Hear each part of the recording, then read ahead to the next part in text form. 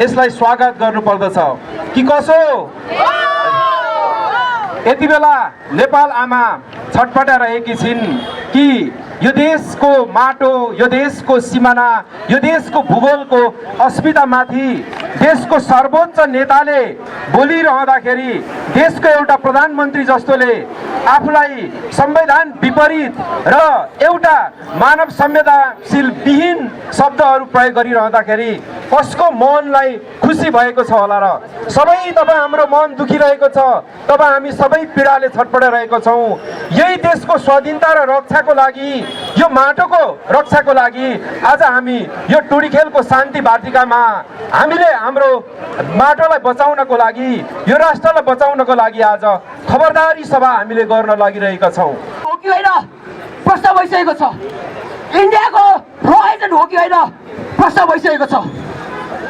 अब यो अभिव्यक्तिले हाम्रो नवलपरा सीमा मिचिसकेको छ।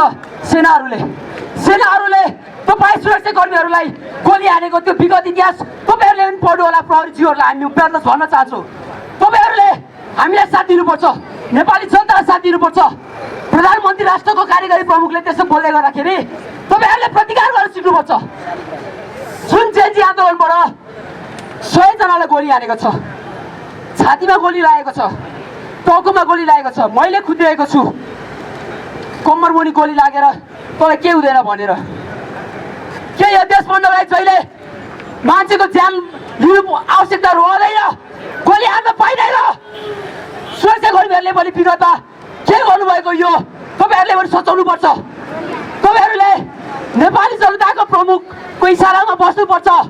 जनताले सबैभन्दा ठुलो प्रतीक हो, त्यो एक्लै राख्नुपर्छ। तपाईँहरूले भाद्र 23-24 गते आन्दोलनमा अहिले मानव अधिकार आयोगको प्रतिवेदनमा उहाँहरू मुछिनु भएको छ। दुई त्यहाँ आएको छ उहाँहरूको बहुमत। त्यत्रो नेपालीले विश्वास गरेर तपाईँहरूलाई त्यो ठाउँमा पुर्याउनु भयो। तपाईँहरूले यो राष्ट्रघाती गर्न पाइँदैन। नेपाली प्रधानमन्त्री राष्ट्रघाती मुर्दाबाद। तपाईँको अर्थ मन्त्रालयबाट बजेट पारित भएको छ, बजेट आएको छ, तर हामीले हेर्दैछौँ शिक्षामा, स्वास्थ्यमा, हरेक चिजमा चाहिँ भ्याट लगाइराख्नु भएको छ। बिजुलीमा धरि भ्याट लगाएको छ भने पछाडि नेपाली जनताले के आश गर्ने यो सरकारबाट? त्यसैले हामी सचेत नागरिक भएको हिसाबले खबरदारी गर्नु जरुरत मैले ठानेको छु र हाम्रो पार्टीले ठानेको छ र हाम्रा उपत्यकाका साथीहरूले जुन आज यो कार्यक्रमको आयोजना गर्नुभएको छ उहाँहरू धन्यवादको पात्र हुनुहुन्छ। साथीहरू संसारभरि जहाँ जो रहनु भएको छ देशभक्ति साथीहरू र तपाईँहरूलाई म के अनुरोध गर्न चाहन्छु भने यो मिडिया मार्फत तपाईँहरूले पनि आफ्नो देश र जनताको निमित्त, देशका सीमा रक्षाका निमित्त, देशको समग्र विकासको निमित्त हामी एक भएर लाग्न हार्दिक अनुरोध गर्न चाहन्छु।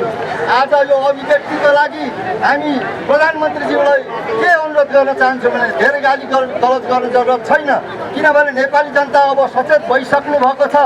त्यसैको आधारले पनि उहाँले गल्ती गरिसकेको कुरालाई सच्याउन र सच्चिन म हार्दिक अनुरोध गर्न चाहन्छु। हाम्रो पार्टी उहाँलाई हार्दिक अनुरोध गर्न चाहन्छ र त्यो सच्याएर उहाँको रेकर्ड पनि खारेज गरिदिन म हार्दिक अनुरोध गर्न चाहन्छु। अहिले चुपचाप घन्टी छाप भन्ने महानुभावहरू, दिदीभाइ, दाजुभाइहरू कता जानुभयो?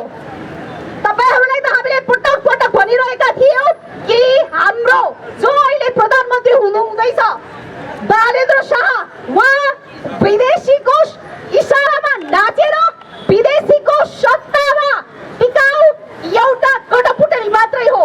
तर हामीहरूलाई तपाईँहरू कसैले पनि विश्वास गर्नु भएन। सालमानज्यूलाई तपाईँले कसैले पनि विश्वास गर्नु भएन र पटक पटक एउटा तपाईँहरू एउटा युट्युबमा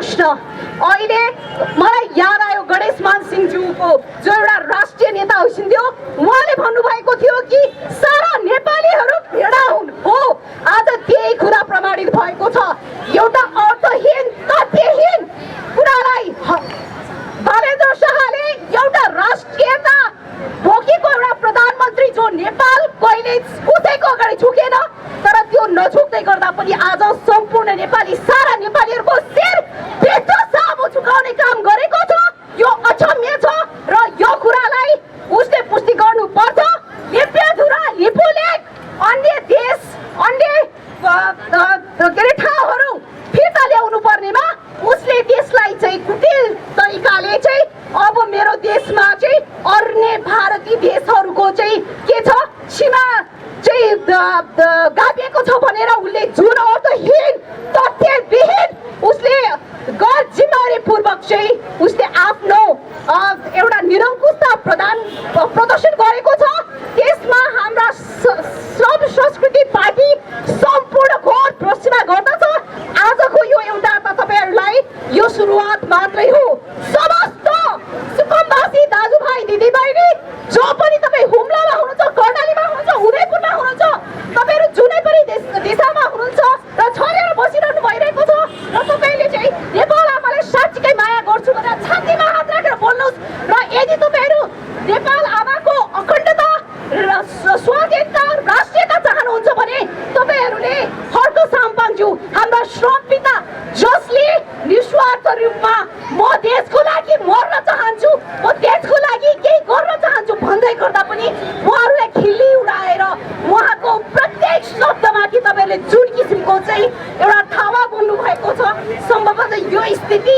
अब अझै विकराल बन्ने स्थिति देखिरहेको छु र सबै यहाँहरूलाई म हार्दिकतापूर्वक ढङ्गले के अनुरोध गर्न म चाहन्छु भने यो देश कसैको पनि बेवा होइन यो देश हामी सारा नेपालीहरू हाम्रा पुर्खाहरूले सदैव वर्ष अगाडिदेखि यो देशमा स्वतन्त्रता र स्वाधीनता बनाउने सन्दर्भमा हाम्रा पुस्ताहरू गालिएको छ नेपालको इतिहासलाई हेर्ने हो भने प्राचीन समयमा किराँत काल थियो लिच्छवी काल थियो त्यसै गरेर चाहिँ लिच्छवी अनि गोपाल वंशीहरू थियो मध्यकालमा आएर चाहिँ विशेष गरेर मल्लहरूले राज्य गरेका थियो भने 1831 को भौगोलिक एकीकरण पछि यहाँ चाहिँ पृथ्वीनारायण शाहले कथित भौगोलिक एकीकरण गरिसकेपछिबाट यो देशका सबै यहाँ भित्र भएका मानिसहरूलाई थिचोमिचो गर्नेदेखि लिएर अन्याय अत्याचार गर्नेदेखि लिएर एकतन्त्रे ढङ्गबाट आयो र 46-47 सालको जनआन्दोलन हुँदै 62-63 सालको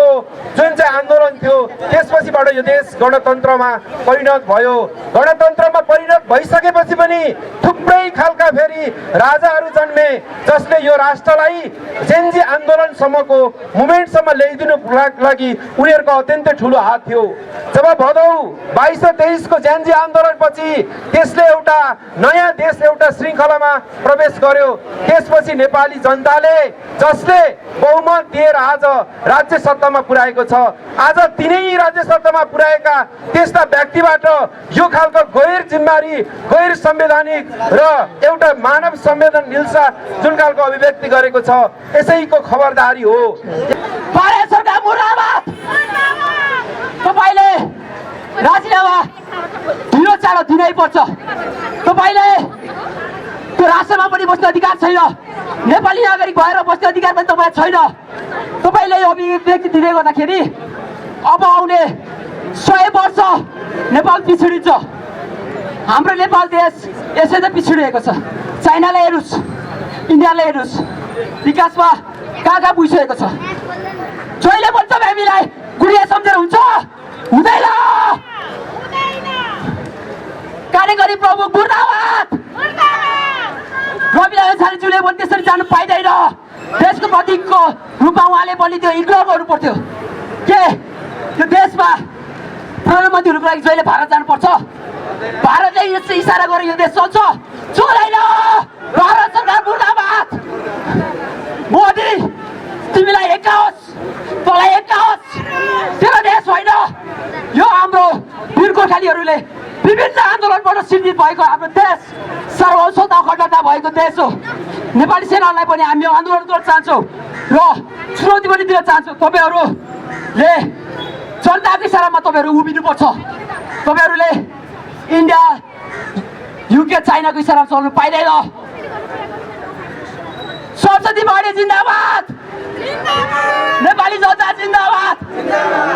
अबको विकल्प भनेको सम्मानले हल्का सामुजी मात्रै हो। हल्का सामुले प्रधानमन्त्री बनेपछि अमेरिकाको डोनाल्ड ट्रम्प किन नआओस्? हामी युद्ध लड्न तयार छौँ। तपाईँ हामी जनता युद्ध लड्न तयार छौँ। हामीले देश तपाईँहरूको पक्षमा हुँदै गर्दा जनता तपाईँको पक्षमा उभिन्छ। हल्का सामुलाई जसरी पनि प्रधानमन्त्री बनाउनै पर्छ। अब सत्ता पक्ष भनेको कस्तो भूमिका त्यो हामीले देखाउँछौँ। हामी राष्ट्रवादी होइनौँ। बाले जस्तो चस्मा लगाएर राष्ट्रवादी गर्न हामीले आउँदैन। भारत सरकार मुर्दाबाद। राजीनामा दे, राजीनामा दे, राजीनामा दे, राजीनामा दे। नेपाली जनता मार्न पाइँदैन। समय सकिरहेको छ। संसदीय जेएनसीको तर्फबाट, पार्टीको तर्फबाट धन्यवाद। श्रोता तमाम मेरा चाहिँ दर्शक मेरा साथीभाइहरूलाई यही भन्न चाहन्छु, तपाईँ यदि स्वच्छ आफ्नो मामुको चाहिँ तपाईँले दुध चुसेर तपाईँ यो अवस्थामा आउनु भएको हो र तपाईँले साँच्चीकै नेपाल आमालाई माया गर्नुहुन्छ भने म भन्न चाहन्छु अहिलेको बहालवाला प्रधानमन्त्री बालेन्द्र शाहले नैतिकताको हिसाबले पनि राजीनामा दिनै पर्छ, दिनै पर्छ, दिनै पर्छ। र आदि सुकुम्बासी बस्तीहरूलाई जुन मानेमा चाहिँ निरङ्कुश तरिकाले हटाउने काम गर्यो, अहिलेसम्मको परिवर्तन हुँदै गर्दा जति नै निरङ्कुश भनिने तपाईँको राणा शासनकालमा पनि त्यो किसिमको एउटा ज्याजती थिएन। तर यो ज्याजती 2082 र 2083 सालको जुन मन्त्रीले गरेको छ त्यसमा हाम्रो घोर आपत्ति छ। यदि तपाईँहरू अहिले पनि चुपचाप घन्टी छाप भन्दै केही नौटङ्की सरकारको पछि लाग्नुहुन्छ र तपाईँले नेपाल आमाको चाहिँ साथ तपाईँले विश्वभरि नै बाटो मिसाउनुहुन्छ भने तपाईँहरू र उहाँले जुन अब सचिएर आएर देश र जनताप्रति उत्तरदायी भएर विकासको निमित्त समग्र देशलाई समृद्ध विकासतिर लानको निमित्त उहाँले पहल कदमी गर्नुहुनेछ र यस्तो अभिव्यक्तिहरू दिँदै हिँड्नुभयो भने मलाई लाग्छ यो पार्टी कति रहन्छ, यो सरकार कति रहन्छ। उहाँको यो दम्भले नेपालमा तपाईँ हामीले इतिहास हेर्दैछौँ। राजाको दम्भले उहाँले राजाले जनताले भनेको नमान्दाखेरि उहाँ नागार्जुन गएको इतिहास छ। अहिले सिंहदरबारमा हुनुपर्ने, दरबारभित्र हुनुपर्ने राजा अहिले नागार्जुनमा छ। अहिले त्यो हुँदै गर्दाखेरि यो ठुलो पार्टीहरू साथीहरू भन्दै गर्दा जनताले भनेको कुराहरू नमान्दै गर्दा अहिले उहाँहरू कहाँ हुनुहुन्छ? जेएनजीको आन्दोलन 2 दिन 24 घन्टाको आन्दोलनले उहाँलाई पत्ता साफ बनाइदिएको छ। त्यसैले अहिले पनि उहाँलाई म हार्दिकताका साथ अनुरोध गर्न चाहन्छु। उहाँले धेरै कहिले दम्भ देखाएर मैले जे बोल्दा पनि हुन्छ, हाम्रो पिटिआरको सरकार छ, हामीले जे बोल्दा पनि हुन्छ, जे गर्दा पनि हुन्छ भन्ने चिजको अभिव्यक्तिहरू दिँदै त्यो ठान्दै अगाडि बढ्नु भयो भने तपाईँहरू पनि समाप्त हुँदै हुन्छ। तपाईँहरूको सरकार पनि दिनगन्तीमा सुरु हुन्छ। तसर्थ म यहाँ सम्पूर्ण उपस्थित आदरणीय दाजुभाइ तथा दिदीबहिनीहरूलाई के अनुरोध गर्न चाहन्छु भन्दा आजदेखि श्रम संस्कृति पार्टीले जुन आज खबरदारी सभा गरेको छ, तपाईँहरूले पनि आफ्ना साथीभाइ इष्टमित्रहरू र यो मिडिया मार्फत सबैलाई खबरदारी गराउँदै अगाडि बढ्न हुन एउटा हामी नेपाली सार्वभौम नागरिक भएको हिसाबले, एउटा नेपाली यो देशको स्वाभिमान भएको हिसाबले आज प्रत्येक नेपालीले यो खबरदारीताको लागि उठ्नु पर्दछ। प्रत्येक तपाईँ हामीले एकजुट भएर यस्तो देशप्रति घात हुने कुरालाई हामीले खबरदार नगर्ने हो भने हाम्रो नेपाल कुनै दिन एक दिन हाम्रो इतिहासमा मात्रै सीमित रहनेछ। त्यस कारणले आजको आवश्यकता श्रम संस्कृति पार्टीले यो मुद्दालाई लिड गरेर हामी देशको नेतृत्व गर्नको लागि तयार छौँ। जब यो देशलाई हामी स्वाधीनताबाट कसैले खोज्न गएको छ भने श्रम संस्कृति पार्टी 37 साल भएर उभ्न तयार छ कि कसो साथीहरू? हामी चुनौती दिन चाहन्छौँ। यो अहिलेको हाम्रो यो अवस्था भनेको चाहिँ राम्रा र नराम्राहरूको बिचमा, खराब र असलहरूको बिचमा, राष्ट्र र राष्ट्रघातीहरूको बिचको यो एउटा लडाइँको विषय हो। त्यसकारण सम संस्कृति पार्टी राष्ट्रवादी हो।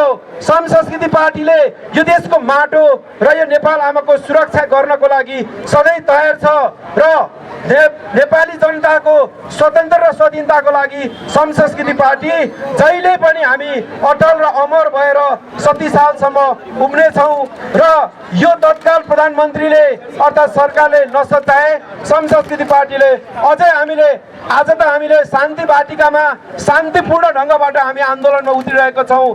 तर यो आन्दोलन भोलि हामीले फेरि यो आन्दोलनलाई थप अझै चर्को बनाउने, अझै हाम्रो यो सचेना भने चाहिँ यसलाई हामीले चाहिँ अझै सशक्त बनाउने यहाँहरूसँग हार्दिक निवेदन गर्दै म यहाँहरूसँग मेरो आफ्नो सम्बोधन यहीँ अन्त्य गर्न चाहन्छु। जय देश, जय माटो, जय संस्कृति पार्टी। धन्यवाद।